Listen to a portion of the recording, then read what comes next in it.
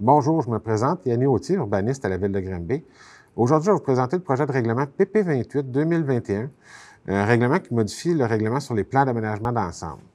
Premièrement, un règlement sur les plans d'aménagement d'ensemble, c'est un règlement qui vient encadrer un futur règlement potentiel sur certains terrains en ayant des critères, des objectifs pour le développement.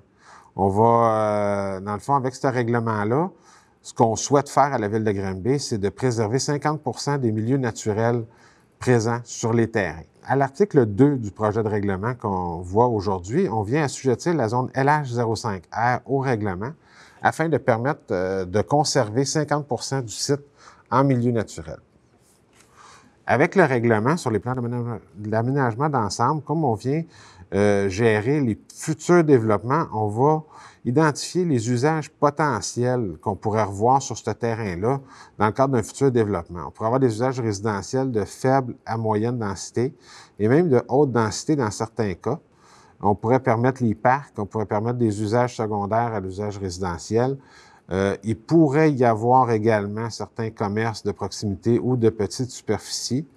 Puis les rues publiques de circulation, voies cyclables vont être également autorisées. Dans la zone PAE6, on prévoit une densité d'environ 10 logements à l'hectare ou 20 logements à l'hectare si on enlève la partie qui va être conservée, donc 50 du terrain qui serait voué à la conservation, 50 qui serait voué au développement. On voit ici les objectifs spécifiques au développement. On vise à conserver le potentiel de développement actuel du terrain tout en conservant 50 du site en milieu naturel. Le potentiel actuel de développement se situe autour de 400-420 logements. On pourrait, par contre, pour pouvoir permettre ce nombre de logements-là, ça nous prend un projet de développement qui va nous montrer qu'il y a 50 du site qui va être voué à la protection des milieux naturels. On va vouloir voir aussi que les sites conservés, c'est les sites qui ont le plus grand intérêt au niveau écologique, que ce soit les milieux humides, les cours d'eau, les boisés d'intérêt ou des corridors écologiques. On va vouloir conserver ce qui va avoir le plus grand impact au niveau conservation des milieux naturels. Également, on va regarder au niveau de la typologie des logements qui va être fait, comment ça va s'intégrer avec le cadre bâti actuel du secteur. On va essayer d'éviter les trop grandes différences de gabarit ou les différences de typologie de bâtiments trop grandes qui pourraient créer certaines nuisances.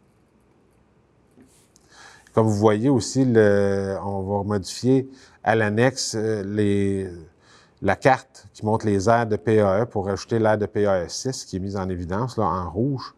Comme je vous disais, c'est le terrain au nord de la rue de la Roche, à l'ouest de la rue Alfred Pelland.